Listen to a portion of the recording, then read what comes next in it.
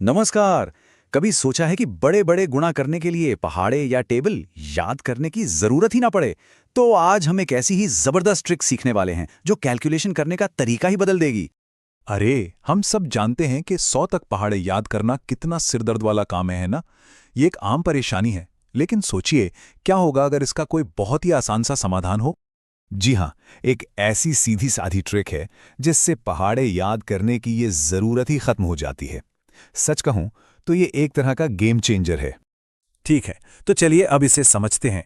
देखते हैं कि ये कमाल की ट्रिक आखिर काम कैसे करती है। देखिए, पूरी की पूरी ट्रिक बस 4 आसान से स्टेप्स में हो जाती है। पहले दाहिने वाले अंकों को गुणा करते हैं, फिर बाएं वालों को। इसके बाद आता है सबसे जरूरी कदम, पहले वाले जवाब का पहला अंक दूसरे जवाब में जोड़ना, और बस आखिर में सबको एक साथ रख देना है। इसको और अच्छे से समझने के लिए चलिए एक एग्जाम्पल से समझते हैं। मान लीजिए कि 67 को 7 से गुणा करना है।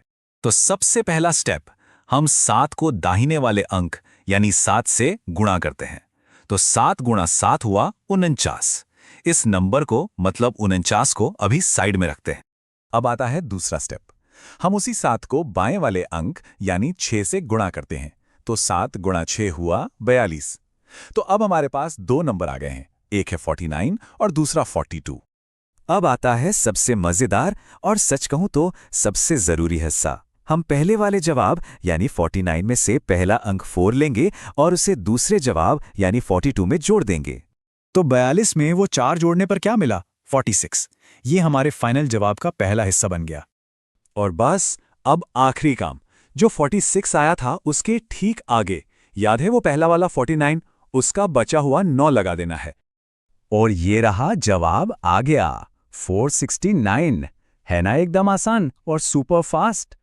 चलो एक और एग्जाम्पल देखते हैं ताकि ये तरीका एकदम पक्का हो जाए। इस बार 82 को 8 से गुणा करके देखते हैं। प्रोसेस बिल्कुल सेम है। पहले 8 गुणा 2 हो गया 16, और फिर 8 गुणा 8 हो गया 64। सब कुछ बिल्कुल वैसा का वैसा ही। तो अब वही मैजिक स्टेप, पहले वाले 16 में से एक निकाला और उसे 64 में जोड़ दिया, बन गया 65। और बस इस 65 के आगे 16 का जो 6 बचा था वो लगा दिया और जवाब तैयार है, 656। कमाल है ना? ये सच में बहुत तेज है। इसे तो मन में भी किया जा सकता है। सोचिए, 27 को 3 से करना है। फटाफट सोचते हैं। 7 तिया 21, 3 दूनी 6, 6 में 2 जोड़ा बना 8 और 21 का 1 लगा दिया, 81 हो गया। ठीक है, तो अब ये तरीका समझ आ गया है। अब बारी है इसे खुद आजमा कर देखने की।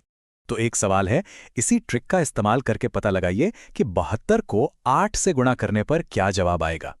और सबसे बड़ी बात तो यही है कि इस ट्रिक के होते हुए 100 तक पहाड़े रटने की मेहनत वो सब पुरानी बातें हो गईं। इससे ये भी पता चलता है कि मैथ्स को नए और मजेदार तरीकों से भी सीखा जा सकता है।